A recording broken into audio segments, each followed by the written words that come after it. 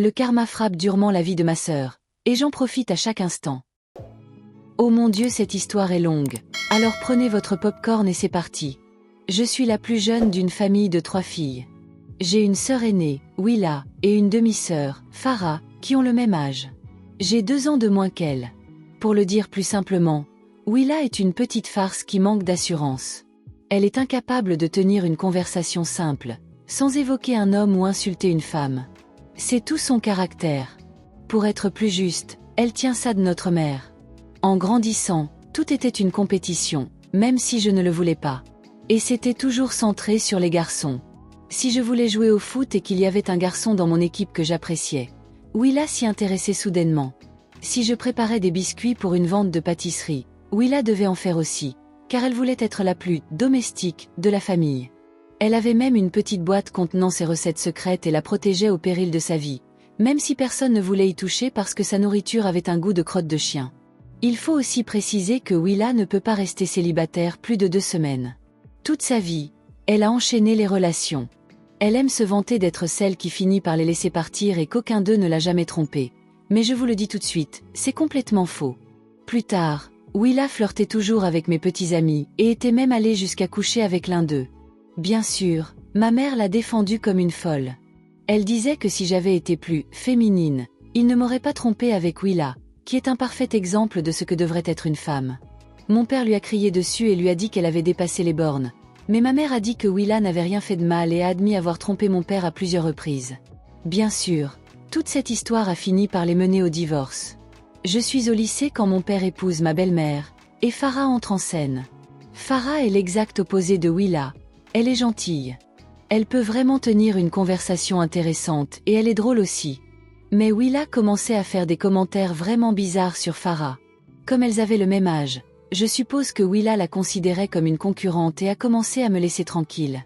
Elles étaient toutes les deux à la même université, et Willa se moquait constamment de Farah parce qu'elle voulait vraiment faire carrière, alors qu'elle était juste là pour trouver un mari riche.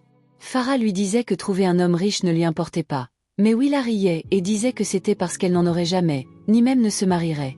Un jour, elle a dit qu'elle méritait d'avoir le teint de Farah parce que les hommes aiment les femmes bronzées aux cheveux bouclés. Farah est d'Afrique de l'Est.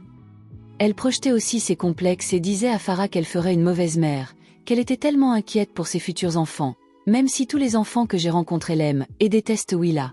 Farah est une personne assez patiente, mais même elle s'en est prise à Willa à plusieurs reprises pour ses actions. Mais Willa commence simplement à jouer la victime et se met à pleurer. Quand Farah a commencé à sortir avec ce footballeur, Willa lui a crié dessus et lui a fait vivre un enfer. Elle a répandu la rumeur selon laquelle ils n'étaient pas vraiment ensemble et que Farah le harcelait. C'était son premier petit ami, mais cet idiot a fini par la tromper avec Willa, et elle a ensuite abandonné ses études pour annoncer qu'ils allaient se marier. Cela crée un énorme problème dans notre famille, et nos parents lui ont dit de rompre immédiatement, mais Willa a refusé. Certains de nos oncles et tantes, qui partagent la même mentalité, sont d'accord avec elle, tandis que d'autres prennent le parti de Farah. J'ai dit à Willa que si elle décidait de se marier, je ne serais pas là et je couperais tout contact avec elle. Elle a ri et dit qu'elle ne voulait de toute façon pas d'une perdue sans homme, pour son grand jour. Le mariage a lieu et mon père y va, mais ma belle-mère, Farah et moi restons. C'est là que je suis bombardée de textos de ma mère qui me dit que je suis une sœur horrible et que je ne peux même pas être là pour le grand jour de Willa. Que je ne devrais pas prendre parti pour cette traînée, et soutenir ma vraie sœur. Je lui dis que Farah est plus une sœur pour moi, que Willa ne l'a jamais été et que je ne regrette rien, et je la bloque. Eh bien, quelques semaines après leur mariage, Willa annonce qu'elle est enceinte, surprise surprise. À ce stade, notre famille lui a témoigné un peu de sympathie et nous décidons d'être au moins cordiaux avec elle. Sauf que toute sa grossesse se résume à des phrases comme « il vaut mieux que ce soit un garçon » et « ce bébé a tellement de chance de m'avoir comme maman ». Lors de sa baby shower, elle se lève pour porter un toast, exprimant sa gratitude de ne pas avoir à travailler contrairement à certaines personnes, car son mari est un riche footballeur. Elle se tourne ensuite vers Farah et lui dit « Heureusement que j'ai mon mari, pas vrai ma sœur », avec un grand sourire narquois. Eh bien, le pire a commencé le jour où elle a commencé à accoucher et que le médecin lui a annoncé qu'elle souffrait d'un déséquilibre hormonal qui allait la rendre quasiment impossible à avoir d'autres enfants. Quand mon père et moi allions l'aider aux tâches ménagères ou lui apporter à manger, elle nous criait dessus parce que son mari comparait toujours ses repas à ceux de Farah, et que les siens étaient meilleurs. J'ai ri, et elle m'a fustigé pour son manque de sensibilité, mais je lui ai dit que ce n'était pas très distingué. Elle se plaignait aussi que son mari ne l'aidait jamais aux tâches ménagères, alors que c'était elle qui disait toujours que c'était le rôle des femmes. Les choses empirent lorsque son mari se blesse pendant un match et est contraint de prendre une retraite anticipée. Willa nous supplie presque de lui donner de l'argent, car son mari a dépensé la majeure partie de leurs économies en club de striptease et en alcool. Maintenant, ils ont dû emménager dans un appartement plus petit et ont à peine les moyens d'avoir le Wi-Fi. Farah se sent mal à ce moment-là, car il y a un bébé dans cette situation et elle décide de les soutenir financièrement, mais seulement pour les choses essentielles ou liées à mon neveu. Finalement, j'ai commencé à fréquenter un homme formidable et nous nous sommes mariés. Il est tellement gentil et c'est la meilleure chose qui me soit arrivée. Il m'a même permis de trouver mon emploi actuel. Le jour de notre mariage, je l'ai invité à dîner avec Willa pour oublier le passé. On aurait pu croire qu'elle en tirerait les leçons et arrêterait ses manigances. Non, faux. Elle continue de parler de notre famille et de dire qu'on l'a abandonnée. Bref, quelques années plus tard, je suis au travail quand notre PDG arrive et commence à évoquer la possibilité d'organiser des activités de team building pour créer un environnement de travail plus convivial. Farah dirige une entreprise d'art plutôt prospère, alors je lui propose d'organiser un cours de poterie d'une journée, qu'elle animera. Il trouve l'idée géniale, et c'est fait. Sauf que le jour de l'événement, je remarque qu'Eran, notre PDG, se comporte un peu bizarrement. Il lâche constamment sa pâte à modeler. Il pose des questions aux réponses évidentes, alors que cet homme est l'un des plus intelligents que je connaisse et rougit constamment dès que Farah le regarde. Une fois l'atelier terminé, il me prend à part et me demande si Farah est célibataire. Il aurait tout aussi bien pu me dire qu'il doublait mon salaire, car je lui crie « oui », et je les ai arrangés. J'ai peut-être fait ça principalement pour faire comprendre à Willa que Farah sort avec un millionnaire, mais une bonne action est une bonne action. Ils sont sortis ensemble pendant environ 5 mois avant qu'il ne la demande en mariage, et quand je vous dis que Willa a pété les plombs, elle a pété les plombs.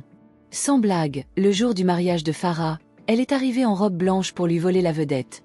Mais Farah est d'Afrique de l'Est et dans son pays d'origine, la robe de mariée est rouge et or.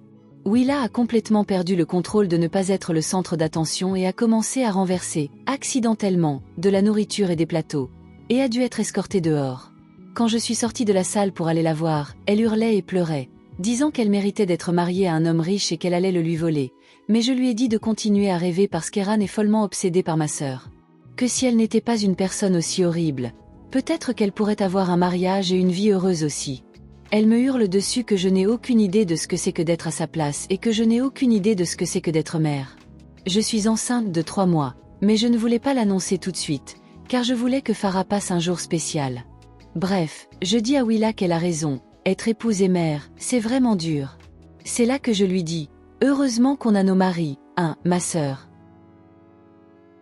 Écoutons quelques commentaires de la communauté et les réponses de l'auteur avant la fin de la vidéo.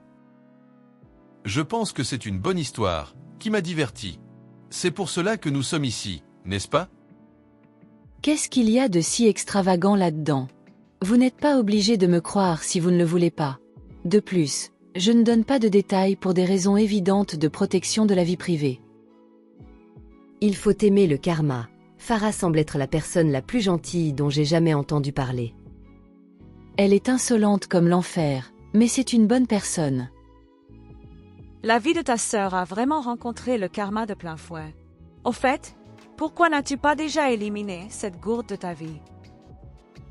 Pour le bien de mon neveu. C'est la seule raison pour laquelle nous sommes encore un peu amicaux avec elle. S'il n'était pas dans le paysage, je ne lui adresserai plus jamais la parole. Merci d'avoir écouté cette story. Faites-le moi savoir dans les commentaires si vous êtes d'accord avec la communauté.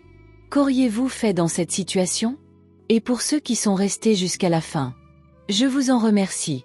Si vous aimez ce type de contenu, n'hésitez pas à mettre un pouce j'aime à la vidéo, et à vous abonner si vous ne l'avez pas déjà fait. Prenez soin de vous et de vos proches. À très bientôt.